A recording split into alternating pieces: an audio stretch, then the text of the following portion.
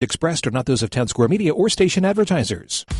WPG Talk Radio 95.5 presents Time with Toto with your host, James Toto. And good morning, folks. This is James Toto. Welcome to Time with Toto. And good Saturday morning on this 20th of March, 2021. It's Time with Toto. I'm James Toto. This half-hour show is dedicated to our veterans and issues that involve them. Local news here in Atlantic County and the surrounding areas. News happening in the great taxation state of New Jersey. National and international news and how it will impact us here both as a state and nation. You can follow me on Facebook and YouTube at Time with Toto. Please post any comments either for or against and why you have that position. My point of view comes a middle-of-the-road point of view that is just a few clicks to the right. I believe that the government and the legislators are there to serve the people and not the other way around. There is no such thing as a free lunch, so when people talk about the government handing out money, that money comes from our taxes. And the more taxes we have, the more restrictive the government is on our freedoms, and we become reliant on government programs. Please go to Time with Toto and let me know what you think in a clear and common sense fashion. I'm just a working class guy, so keep it normal.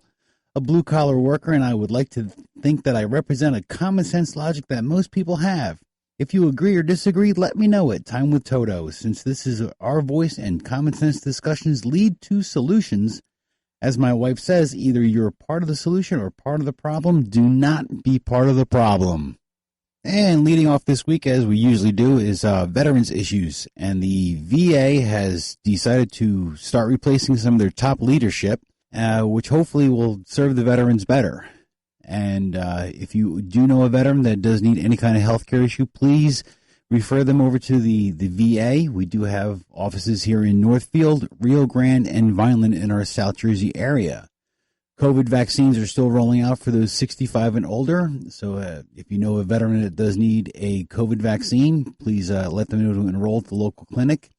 Fill out the eligibility form and go from there. The Secretary of VA, Dennis McDonough, he's doing his best, hopefully, to serve us here as our veterans. They do need our services. If you do have any kind of questions, you could always reach out to Pat Carney. He's one of our representatives here. His phone number is 302-358-9736. Or Jackie Hinker, and her phone number is area code 302-304-5509. If you do know of a veteran that is having issues or is in some sort of crisis, please reach out to the crisis line at 1-800-273-8255 and press 1. Or you can always go and get more information on the internet at www.veteranscrisisline.net. Or you could text to 838-255. So if you do know a veteran that does have some kind of issue that's going on, or if you know that there's a veteran that's suffering with some sort of crisis, you can always reach out. 22 veterans a day, unfortunately, commit suicide, and that number's on the low side. So please, if you know of somebody that needs help, talk to them, get them the help they need, get them the numbers, and have them reach out. There's more than one way to get them the help they need. Our veterans, they do need it. God bless them. Other veteran news, Harry Hurley reported on March 17th that Atlantic County Executive Dennis Levinson delivers welcome news that the veterans and those that are in the Meadowview Nursing Home and Rehab Center can now receive visitors. And those visitors do need to make an appointment. We can't overstate how important the loss of social and emotional component is to human existence. So please, if you can, if you do have somebody that is in Meadowview, get ready to make your appointments. County Executive Levinson was quoted in the Hurley piece. While we have been able to permit family members to virtually visit with their loved ones throughout the pandemic, it is not the same as being in the same room with them and seeing them in person, Levinson said. This will be extremely beneficial to our residents, and I recommend to our staff who have done their best to provide extraordinary care and attention during this difficult time, but as wonderful as they are, they cannot replace family. That's a quote from County Executive Dennis Levinson in a piece written by Harry Hurley. He went on to say that this is the first step back towards what we hope will be some normalcy for our long-term care facilities that have suffered so much. Appointments will be available Monday through Friday, 10 a.m. to 3:30 p.m. To schedule, please visit the county website at www.aclink.org/Meadowview or call 609-645-5955 for assistance. For more information on that, you could always go on the app for WPG Talk Radio. Go on that app, and Harry's article leads off right there. And this portion of Time with Toto is brought to you by Steve's Barbershop in Ventnor. They are open 7:30 to 5, Monday through Friday, closed on Wednesdays, and Saturday for 7:30 to 4. You want a good flat top and nice tight sides? That's the place to go. Steve's Barbershop in Ventnor, New Jersey. They are located at 309 North Dorset Avenue in good old Ventnor, New Jersey. More to come here on Time with Toto. We're going to be covering stuff that's going on here in Atlantic County, statewide, and international news. WPG Talk Radio 95.5, South Jersey's talk station. Hi, I'm Kelsey Grammer. Wounded Warrior Project supports injured veterans by connecting them with fellow warriors, by serving them through mental health and wellness programs, and by empowering them to live on their own terms. No one should face a battle alone. Join us at woundedwarriorproject.org. Time with Toto, WPG Talk Radio 95.5. And welcome back to Time with Toto. I'm your host, James Toto. Well, in a shocking revelation, Congressman Jeff Van Drew had received death threats from an Ocean City resident by the name of John McCall. Now, this guy not only called the congressman's house and left a message there on the phone, but also wrote a letter to the OC Sentinel. This guy made threats to Congressman Jeff Van Drew and made quite incendiary remarks about his wife, and that basically brought out the tiger in Jeff Van Drew. And he seems pretty, like a very calm-mannered man, but once you start threatening his family, he really took the gloves off and went at it with Mr. McCall, who evidently did not realize what he had done and to the extent of what he had said. So this guy really he went off the rails on it, basically calling Congressman Jeff Van Drew a traitor, which is completely wrong. He published the article in the OC Sentinel, and you can send your comments to the Sentinel and let them know exactly what you think about that. Other news here in Atlantic County that actually affects the state, New Jersey gambling revenue is flat in February, even with the Super Bowl. In the month of February, they had $743 million in sports bets, compared to $996 million in January. Now, the numbers are down all across the boards with the closure with COVID and everything else like that, but it seems as though the sports betting is really taking a hit, especially here in Atlantic City. The numbers that were released do show that at least the gaming industry is still, alive. The pulse is still there, but it needs to tick up a little bit. Right now, sports betting is keeping the casinos afloat right now. So this is extremely important to our state and our region. In other news in and around the county, it seems as though and the state, gas prices keep ticking up, cent by cent. It just keeps getting higher, which is going to affect us, the costs all the way around for running our households and getting to and from work. So keep an eye on those gas prices, and this is really not a good situation for not only our local county residents, but also the state and nationally. The uptick in oil prices are going to affect not only the gas prices, but also home heating fuel, and this is just it's going to raise the cost of running your household and the cost of groceries, the cost of tires, the cost of everything that we have to deal with on a day-to-day basis.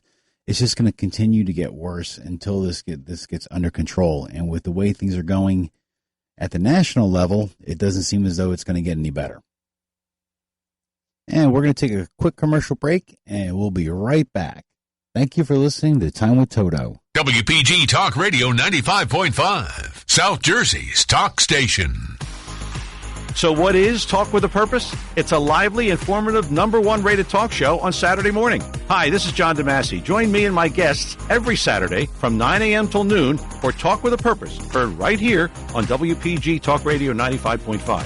And if you miss it on Saturday, we replay it on Sunday from 5 until 8 p.m. Don't miss Talk with a Purpose, Saturday and Sunday, right here on WPG Talk Radio 95.5, South Jersey's talk station. The COVID-19 pandemic continues to weigh on us all, but we can turn worry into action. Wear a mask and keep 6 feet of space between yourself and others in public. Wash your hands often and stay home if you're sick. Go to cdcfoundation.org to learn more. Time with Toto, WPG Talk Radio 95.5. And welcome back to Time with Toto. I'm your host, James Toto. In other news at the local level, it seems as though the volunteer fire departments are in need of volunteers. So if you are interested in volunteering, please do so. Go down to your local volunteer fire department and pick up an application. The training is outstanding, and it's a wonderful way to serve your community. It's that time of year again, folks, where a lot of utility crews are out there repairing, making repairs, whether it's to water lines, gas lines, or general repairs in itself within the roads. And just be careful when you're driving out there, because Lord knows the roads are quite bumpy, and just be careful in those work zones. It can cause a lot of damage to your car while you're driving through those areas. So, and be alert of the crews that are out there that are working to try and make those repairs. I know over the last few weeks we had talked about immigration issues that President Joe Biden is facing, and he's got a long road to hoe on as he faces mounting challenges on the politically volatile issues of immigration as he navigates growing humanitarian crisis on the border. And it just seems as though it's getting only worse. The Democratic-led House plans to vote on 2 bills Thursday, this past Thursday. One would grant so-called dreamers a path to citizenship, and one would protect farm workers in the U.S. who are here illegally. Both proposals are likely to pass the House, but they face long odds in the Senate because of the 60-vote hurdle in the Republican opposition. While these hurdles exist, it seems as though there are growing challenges for the Biden administration. The number of people that are coming across the border right now and the conditions that they face when they do get across the border, many people complained about the way the Trump administration was handling the situation with immigration. What was going on with President Trump's administration is that he actually had an agreement with Mexico that people should stay on the other side of the border until they file their paperwork and make their claims for whether it's asylum or citizenship or whatever it is that they want here in the United States. It seems as though this whole open border situation has caused quite a ruckus, especially when it comes to handling children that have come across the border by themselves. So we've gone from keeping what was called kids in cages under the Trump administration to now during the Biden administration, they now have kids in boxes. And this whole situation is just so completely poorly run under Biden that he is now facing, and they refuse to call it a crisis. They're calling it a challenge. I call it quite challenging when I'm having an issue, doing a run, but it turns into a crisis when you're having a heart attack. And that's exactly what's happening down there right now.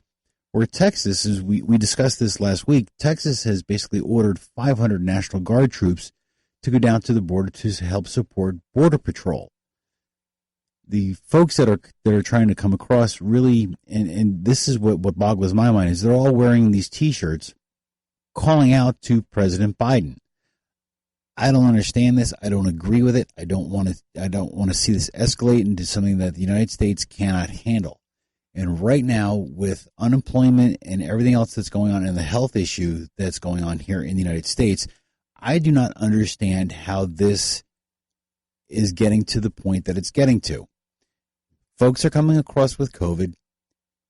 Folks are coming here and they're getting benefits that they feel that they are entitled to, although they haven't worked for them since they are not citizens. They haven't been here before, or they have been here before, but it was illegally. And then we see the rise of MS-13 here in the United States again, which was basically gotten under control under President Trump. President Biden, on the other hand, is refusing to call it what it is, and he's starting to get a little bit of a pushback even from his own party. During the week, House Republican members went down to the border to see the situation that was down there, and yes, it seems as though it is out of control. We need to support our Customs and Border Patrol agents that are down there doing their job day in and day out. They have the means, they have the tools, they just don't have the orders to get it under control. Thank you for spending your time with Toto. We'll be right back after this message.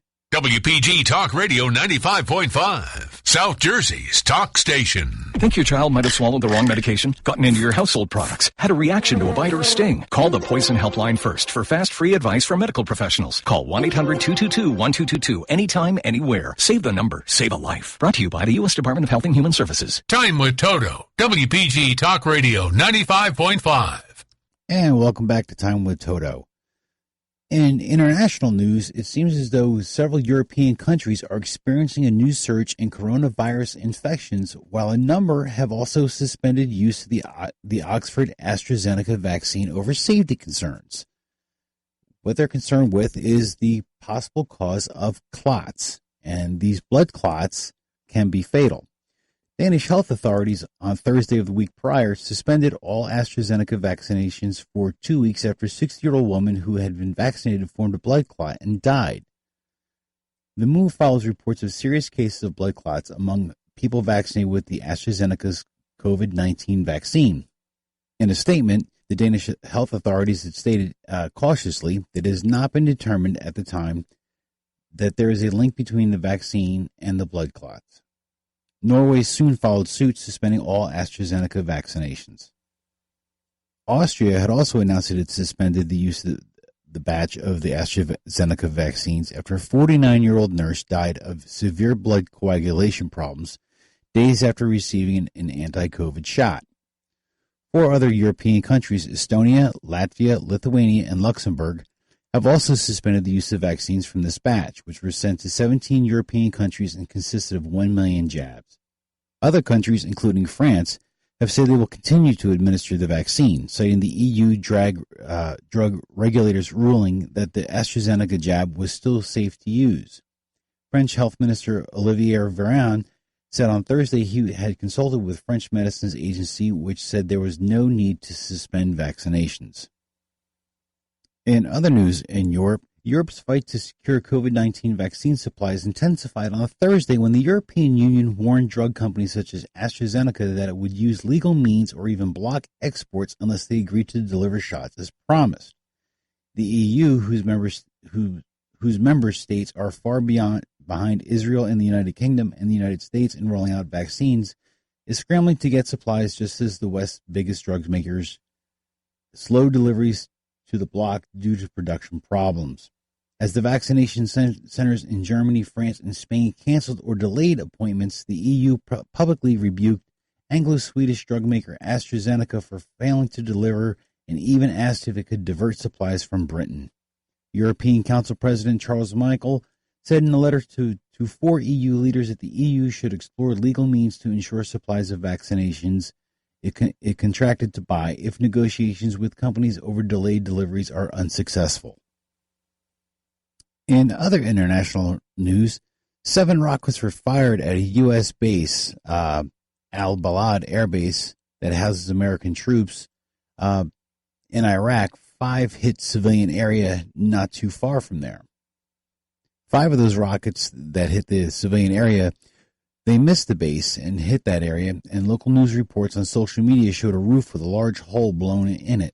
No casualties or damage to the base has been reported. Meanwhile, in the UN, Iran has said that the claims of its role in attacks on U.S. interests in Iraq are completely baseless and lacking legal credibility. In a letter to UN Secretary General Antonio Guterres, Iran's envoy decisively rejected claims that Iranian-backed paramilitary forces were behind recent attacks against U.S. interests. The Islamic Republic of Iran has not had any involvement, directly or indirectly, in any armed attacks by any entities or individuals against the United States in Iraq, the letter, which was posted by Iran's state-run IRNA News on Monday, read. However, a group of Iranian-led militias calling itself the Coordinating Committee for the Resistance Factions had meetings in Baghdad, Beirut, and Tehran, according to Middle East Eye News, and pledging to stop their attacks on American and NATO interests if Iraqi Prime Minister Kadhimi orders the U.S. out of the country. This latest attack shows that there will be no let-up on the Iranian push to force America to leave Iraq, and Iran is quite willing to use these militia forces as fodder to further its aims in the region. All this was listed by a report filed by Steve Balistrieri on SOFREP. Looking at the whole big picture and what's going on, not just here in Atlantic County and the state of New Jersey and nationally and internationally, here at the local level, we've got a race coming up for the Senate in which we've got, it looks like, Vince Palestina going up against Seth Grossman in the Republican nomination and going up against Democrat Assemblyman Vince Mazzeo for the Democrat side. And then at the Assembly level, there's a whole nother race that's brewing between Claire Swift and Jesse Kurtz and Don Guardian, with John Risley dropping out of the Assembly race. And John is a phenomenal man. He's a great servant here of Atlantic County, and he will be sorely missed in this upcoming race. But looking at the whole picture, we've really got to get on the ball here in Atlantic County and in the state of New Jersey. The taxes here are through the roof, and it's only going to get worse with the new budget that Governor Murphy is proposing. Now, Governor Murphy's going to have his hands full because he's got Jack Ciattarelli breathing down his neck, calling out every single mistake that Murphy's making. And Murphy has been making mistakes left and right. And Jack Ciattarelli is an extremely qualified candidate to be the next governor of the state of New Jersey. On the national front, it looks as though, our costs and the cost of living is going to go through the roof. This new so-called rescue plan that they have, the $1.9 trillion, might as well just say $2 trillion, is just going to cause such inflation, and the cost of living is going to go through the roof here. I don't know how we're going to get out of this. The debt that the country is in is astronomical. I can't even imagine, I can't fathom what $2 trillion looks like, let alone how to pay it back. Not with the way the economy is going. Jobs are once again going back overseas. It looks as though Biden's doing his thing again with China, and I don't see a way out of this for us. I don't know what's going on with cancel culture and what they're doing right now. It's insane. The left is just, they're going completely off the rails. They're so far left. It's just incredible. And those that are so far to the right, they're unapproachable. So we've got to find middle of the road people who are just a few clicks to either right or left. I favor those that are to the right, only because they're a little bit more fiscally conservative and their beliefs line up with mine. I'm just a working class guy. I want to be able to go to work, take care of my family, and go to sleep at night knowing that my bills are paid, get up the next day and do it all over again. That's the avenue that I choose to go down. That's the point of view that I have. I want to be able to help people, and I believe that there are other folks that are out there that are just like me, and we've got to start voting the correct way. Giving everything, there is no such thing as a free lunch. Someone's got to pay for it. Someone's going to pay for it, and it's going to be the taxpayer. The cost of living here in the state of New Jersey is through the roof, whether it's taxes, whether it's insurance, whether it's the cost of the food that's on the shelves or the clothing that we put on our backs. The costs are going through the roof. And with everything that we're dealing with, brick and mortar stores going out because everyone is buying online, I like supporting my local stores. I like supporting my local restaurants. These are the local these are our locals who own and live in our neighborhoods, and they employ other people that are our neighbors, and we need to support them. At what point do we say enough is enough and let's get back on track? I grew up on Looney Tunes. I grew up watching the TV shows of the 70s and the 80s. I cannot imagine what the cancel culture would say if they actually sat down and watched an entire season of, whether it's All in the Family, or if they were watching an entire season of The Jeffersons, or if they were watching an entire season of, name your TV show, and their head would explode. I don't think they could handle it. What they don't seem to get is that whatever show you're watching, they were poking fun at what was wrong. and they made light of the situation so that we could actually laugh at ourselves at how ridiculous we some of the thinking that's out there, and hopefully make corrections. Now Archie Bunker, he was a bigot, he was racist, he was this, he was that, and he was the fall guy. And people are missing that. They don't understand. He was the guy that you had to make fun of because his line of thinking was just so ridiculous that you had to laugh at it. That show could not be done today. There are movies. Mel Brooks would not be Mel Brooks if he had to start all over again today. We had the ability to laugh at ourselves, to laugh at how ridiculous some of the thoughts that were out there. Today, it's so insane that you can't say, everyone's just so hypersensitive. And I don't get it. I don't understand it. We need to get back on track. Here in Atlantic County, where I do the show from, look, we want our roads fixed. We want taxes to be reasonable. We want a good job, a good paying job. I don't want to get paid $50 an hour for a job that I should be paid, $10 an hour for, or $12 an hour for. I want to be able, if I give you $13 worth of work, I want to be paid for $13. I'm not looking to become rich at someone else's expense. We need to get back to basics. Now, for the most part, my line of thinking is, I don't care what color you are. I don't care what religion you are. I don't care what your sexual preference is. I don't care about any of that stuff. I really don't. What I want to know is, are you a good person, and are you going to do the job to the best of your ability? That's what makes you qualified. Not whether you're male or female, not whether you're gay or straight. I don't care. And for the most part, most people out there don't care either. We just want good people in government, good people at the job, good people in our schools. That's what we want. We want good people out there. The rest of this other stuff is just chatter. That's all it is. And right now I see people being controlled by media. I see people being controlled by far left and far right groups that are just absolutely run amok. I don't like it. I don't like the way everything is going. So please, when it comes time to vote, vote smart.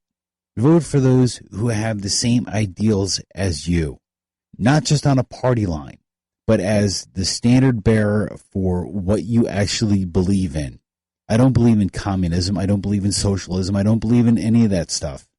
I believe in the worker. I believe in the person who wants to get up and go to work every day and not make excuses and just get out there and do the job. That's what I do every day. I get up, I go to work, and I do my job. I think that's what everybody else out there wants, except for a small portion of our population doesn't want to go to work. And that small portion of the public, they need to be taken to task. We need to get back on the ball here, folks. Thank you for spending your time with Toto. My name is James Toto. I stand behind what I said because I said it. I hope you have a great week. God bless, and I'll talk to you next time. 95.5 FM and